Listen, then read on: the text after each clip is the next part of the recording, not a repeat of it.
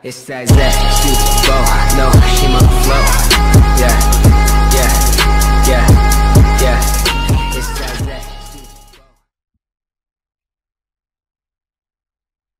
Bonjour et bienvenue dans cette vidéo et moi, Ayoub El-Hilali, je vais vous parler des moteurs de recherche.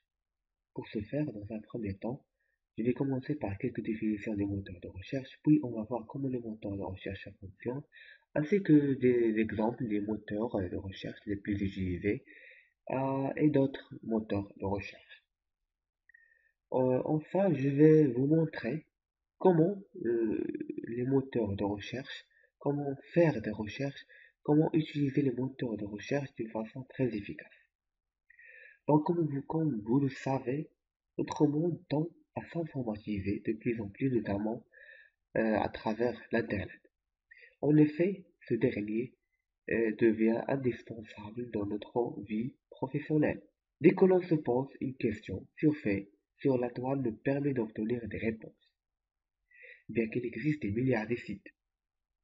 Grâce à des outils rapides et simples d'utilisation comme les moteurs de recherche, nous sommes capables de trouver ce que nous cherchons au travers d'un petit champ de texte.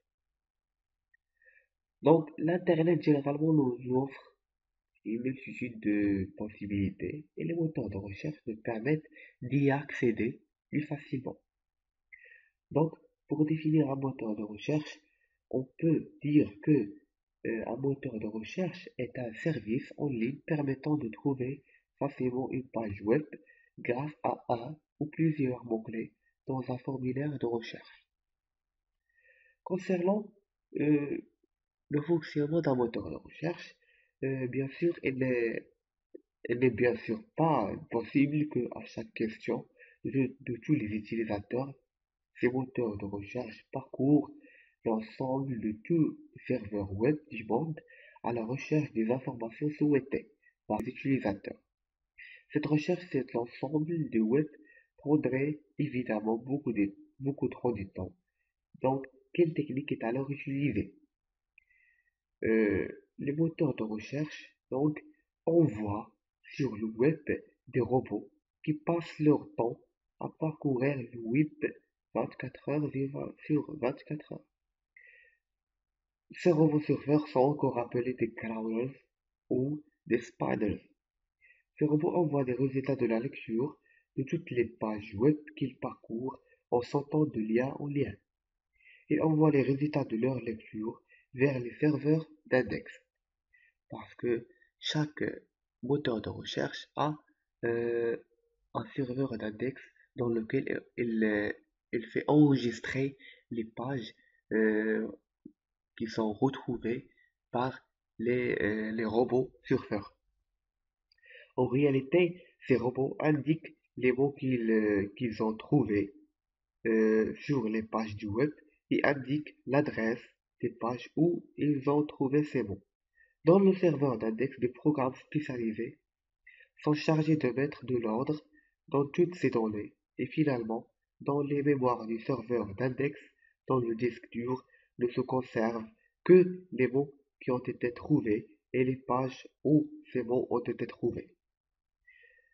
Euh, dans l'ensemble de l'Internet ne figurent pas dans les serveurs d'index des moteurs de recherche seulement les mots et endroits où ces mots ont été trouvés qui, est, euh, qui figurent dans l'Internet.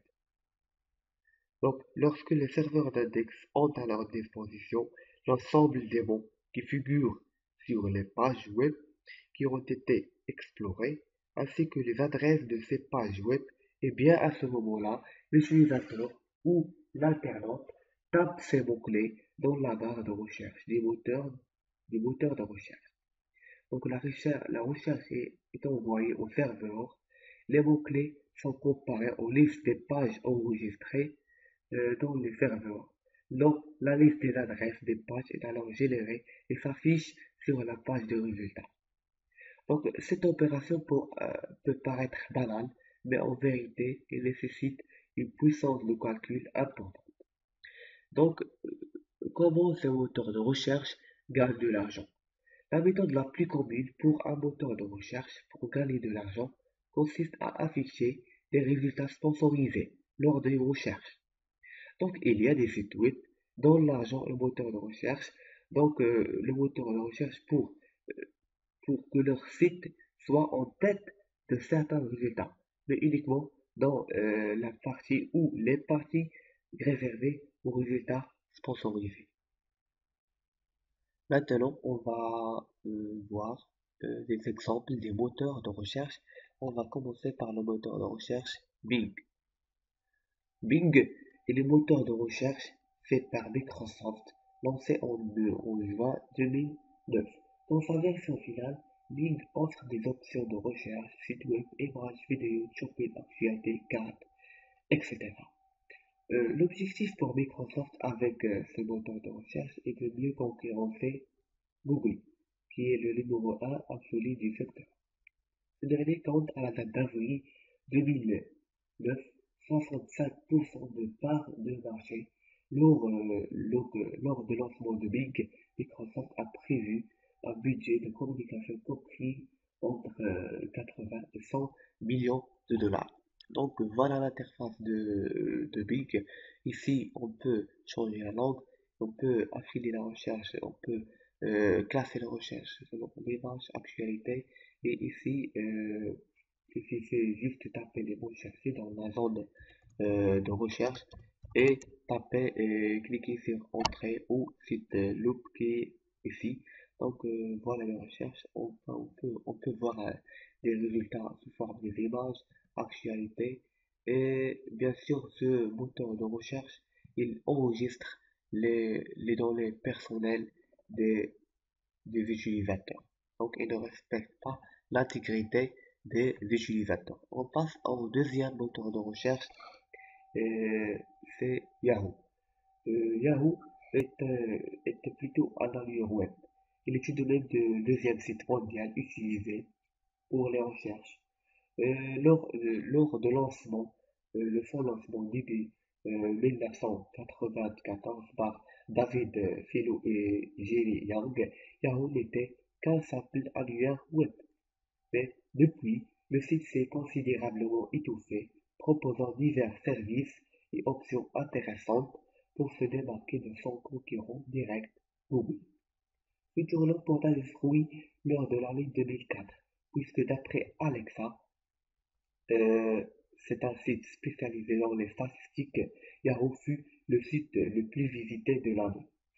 Bien sûr, c'est un moteur concurrent de Google et offre sensiblement la même qualité de réponse lors des requêtes simples, mais il est moins pertinent dans le cas des requêtes complexes. L'index est sensiblement de la même taille que Google. Il est considéré comme étant un des meilleurs moteurs de recherche que l'on peut trouver actuellement sur la toile. Donc voilà l'interface de Google. Il est l'interface, elle est pleine des actualités, des annonces publicitaires. On passe maintenant au troisième moteur de recherche, euh, c'est c'est Google. Donc Google est le moteur de recherche que l'on connaît tous, le plus célèbre et le plus utilisé. Il est créé par Larry Page et Sergey Brin. Euh, il enregistre beaucoup de données sur les utilisateurs. On met originellement Backroom. Donc, avec plus de 70 du trafic généré par l'ensemble des moteurs de recherche, Google est le moteur de recherche incontournable du moment, développé à l'université de Stanford. Google fait son apparition en ligne fin septembre 1999, après près d'un an de développement et tests. Son succès est établi sur deux axes principaux. Premièrement, son système de classement, le PageRank, ainsi que la rapidité et la simplicité de son interface. En l'occurrence, Google a opté pour une interface très dépouillée avec uniquement de la publicité sous forme de liens texte, en concentrant ses services sur la recherche des pages web et rien d'autre. Donc, Google, Yahoo et Bing euh, ne respectent pas la vie privée des utilisateurs parce qu'ils gardent des données personnelles et enregistre les requêtes déjà faites par les internautes. Et pour cela, je vous propose de découvrir deux moteurs de recherche, Quant et DuckDuckGo. Ils sont pas très connus aujourd'hui, mais ils sont très intéressants, notamment au niveau de sécurité, confidentialité et le respect de la vie privée des utilisateurs. Donc on commence par Quant. Quant est un moteur de recherche assez différent qui se veut vraiment offrir une nouvelle vision du web. Elle respecte votre vie privée dans, donc, on a vraiment beaucoup de propositions de recherche, images, vidéos, actualités, tout ça dans la même page de résultats. Quant affirme que le moteur de recherche respecte votre vie privée. C'est un moteur de recherche français créé en 2013. Euh, pour Quant, il y a une version light qui est moins chargée si vous n'avez pas la première interface classique. Donc ça, c'est le moteur de recherche Quant. Voilà, lorsqu'on fait de recherche, il n'affiche pas ici les requêtes qui est déjà fait par les utilisateurs. On peut voir des résultats de actualité essentielle, images, vidéos, musique, etc.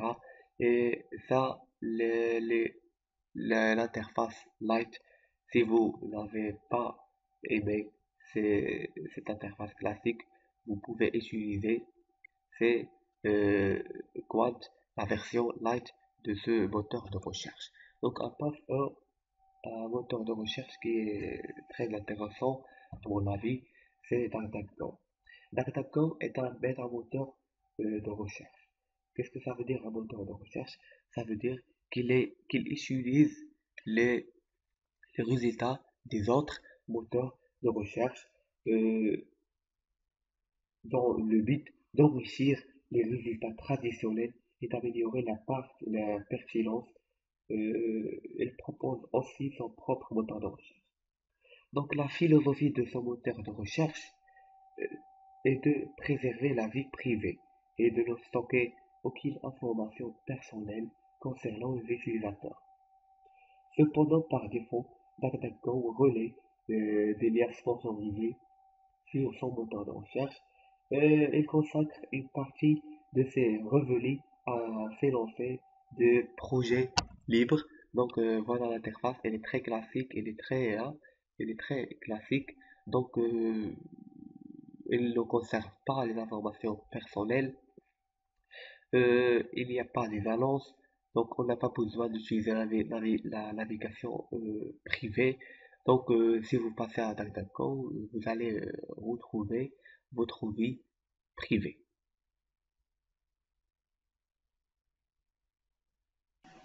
Maintenant, on va voir des outils qui vont vous permettre de mieux rechercher sur l'Internet et je vais les appliquer sur le moteur de recherche le plus utilisé, c'est Google, parce que tout le monde utilise Google. Donc, le premier outil, c'est les guillemets.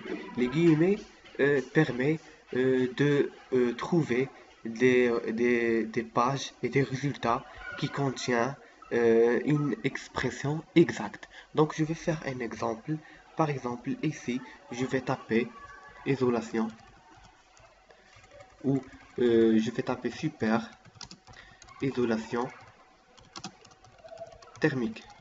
Je vais faire la recherche et dans les pages de résultats, il y a des résultats qui parlent des super isolants, il y a des pages qui parlent juste du super isolation thermique, des pages qui... mais moi, je veux que tous les résultats contiennent cette expression exacte, super isolation thermique.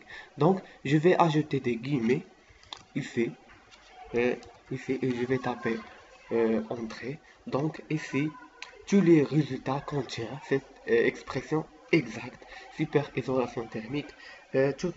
Bon, donc voilà toutes les résultats, super isolation thermique, super isolation thermique. Donc on peut faire ça avec des autres moteurs de recherche, par exemple Bing. Donc, je vais copier cette requête et je vais le coller ici et je vais faire entrer. Donc, voilà, super isolation thermique, Juste le résultat contient cette expression exacte avec le même ordre des mots. Le deuxième outil, c'est ces recherches par type de fichier. Donc, lorsque j'utilise cet outil, dans les résultats, je vais avoir juste les résultats sous forme des fichiers que j'ai choisis.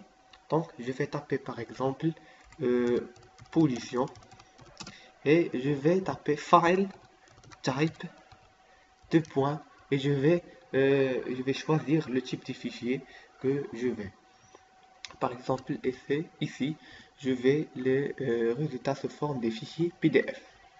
Donc, il va me donner des résultats, des documents PDF que je peux les télécharger et l'ouvrir. Donc, je vais même changer le type des fichiers. Je vais écrire ici PPT, des fichiers PowerPoint. Donc, ici, tous les résultats sous forme des documents, des présentations PowerPoint.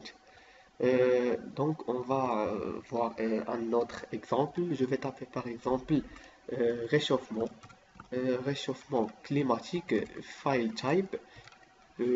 Par exemple PPT, si je charge une présentation qui est déjà faite.